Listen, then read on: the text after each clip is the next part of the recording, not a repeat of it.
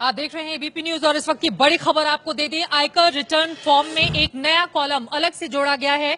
Income tax return में नया column डाला गया है और इस कॉलम में नोटबंदी के दौरान जमा पैसे की जानकारी अब आपको देनी होगी।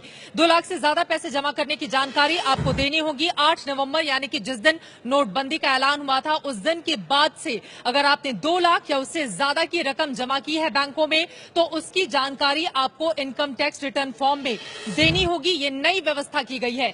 शिशिर सिन्हा हमारे संवाददाता इस वक्त जुड़ चुके हैं ज्यादा जानकारी के साथ। शिशिर, विस्तार से बताइए ये नई व्यवस्था किन किन बातों को ध्यान में रखते हुए की गई है और क्या है इसमें?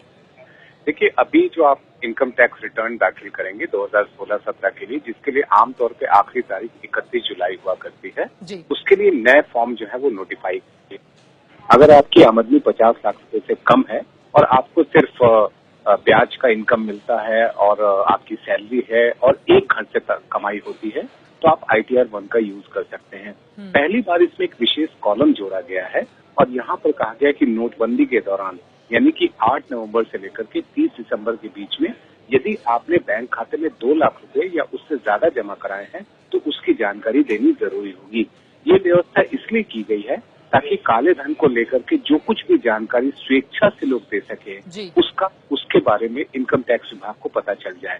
और यदि आप स्वेच्छा से दे देते हैं तो आपके लिए आसान होगा। अगर आप स्वेच्छा से नहीं देते हैं तो इनकम टैक्स डिपार्टमेंट कार्रवाई करेगा और आपके लिए दिक्कतें बढ़ सकती हैं। बहुत शुक्रिया शिशिर सिन्हा इस पूरी जानकारी के लिए। तो ये नई व्यवस्था की गई है इनकम टैक्स विभाग की ओर से। नोटबंदी के दौरान यानी कि 8 नवंबर से 30 दिसंबर के बीच 2 लाख या उससे ज्यादा की रकम अगर आपने बैंक में जमा की है तो इसकी पूरी जानकारी आपको ITR में देनी होगी। ये है एबीपी न्यूज, आपको रखे आगे।